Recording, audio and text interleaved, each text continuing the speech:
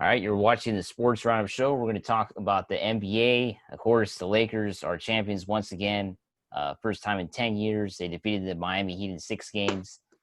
Big celebration in LA. As we saw, a lot of people went out and celebrated on Mike, that I saw Sunday you, night. Mike. I saw you. I actually did not go celebrate on that Sunday night because I had to get up for work the next day.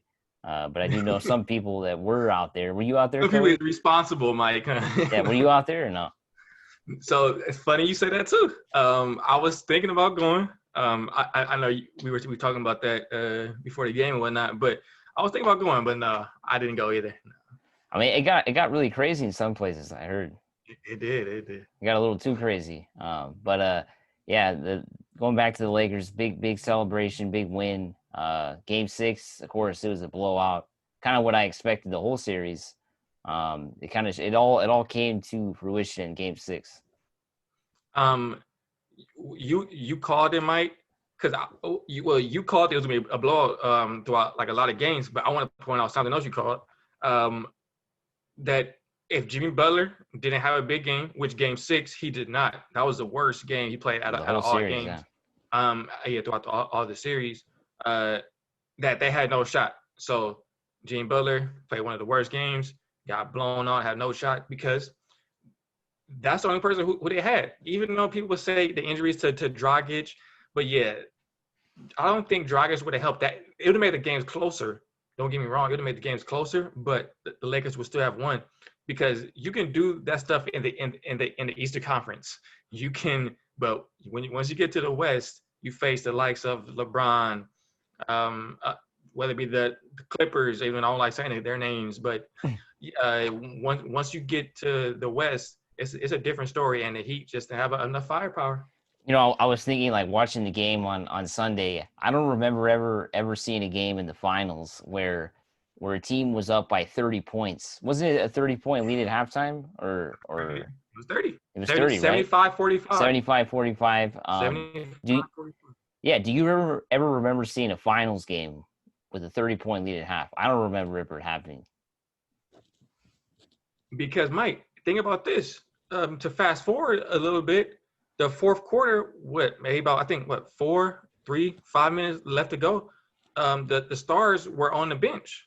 So most of the time in the finals, in a clinching game, the starters are out there, and then you see them start celebrating on the court. You usually don't see them on the bench, about to, of course, come to the sidelines and then celebrate. So to your point, you are correct. Yeah, so that was a crazy beatdown by the Lakers, and you almost got the sense that the Miami Beat Heat, them. yeah, it was a beatdown. Yeah, you Right. almost got the sense that the Miami Heat didn't belong in the finals. I mean, don't you think that they didn't really belong in the NBA finals? That's to my point that the East is way different.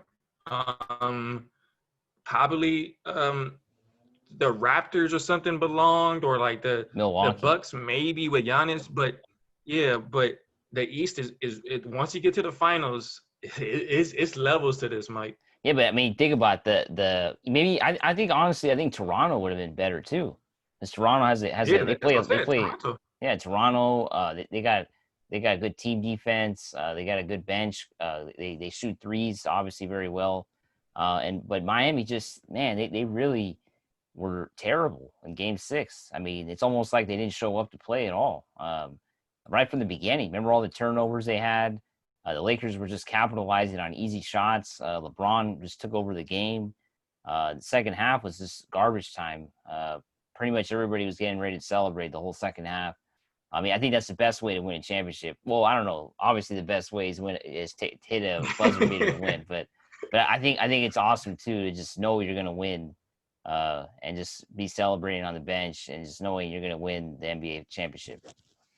And then so to your point, um, about the turnovers at the beginning, Miami played bad, but we got to the rest of the segment. We got to talk about how good the Lakers played because that we was texting each other actually, if I remember correctly, how good the defense was. Um, so that first quarter, the way they came out, I remember they did the little the interview with the coaches that they do at the end of every first quarter. Frank Vogel said how spectacular his defense was playing for his team. Everybody just seemed like they were on, like they did not want to go to Game 7. LeBron came out aggressive. AD came out aggressive with block shots. Rondo had the most points throughout the whole series in Game 6. He came out aggressive. Danny Green tried to make up for what happened in Game 5. He came out making some threes. KCP, Caruso. Shout out to Caruso, man. I'm a big Caruso fan.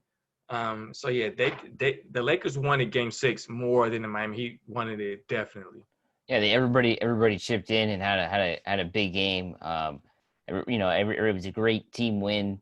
I think in the finals, the Lakers finally kind of came together as a team. And, it took that long, but I think they finally all came out together as a team. It's kind of weird to say that because they made it all the way to the finals, but I think eventually it all worked out because I think early in the Everyone season, contributed, Mike. I want to use the everyone word contributed. contributed. Everyone contributed. I think early on in the season, everybody was kind of worried that that wasn't going to happen ever, right? And that LeBron and Davis would have to carry him all the way, or it wasn't going to work. But it ended up all working out. Frank Vogel, I think everybody respects him now. An NBA champion, really has won the respect of a lot of Laker fans. And we're going to see moving forward what happens, right? Some people are already saying that Anthony Davis is going to be signing long term with the Lakers, so that's going to be big news when it happens. And then moving forward, LeBron has 2 more years left. He's still at the top of his game, still probably the best player in the league. And next year, the Lakers are once again, I think, contenders for the championship. This is going to be, I don't know. Well, of course, Mike, you always do know this, but because you cannot catch Mike off guard. But Sometimes you can. Sometimes you Yeah. can. But every finals team, most of the time, doesn't come back the same. So we'll see this year, of course, with the Lakers. But most of the time, Yeah, it doesn't come back. It's going to be some movements. We might see some movement. Kyle Kuzma could be traded. AD, like you said, will probably resign. Yeah. But KCP, there's some rumors that teams are trying to. He's 27 years old, still young. Dwight Howard has been rumors. People are trying to look at Dwight.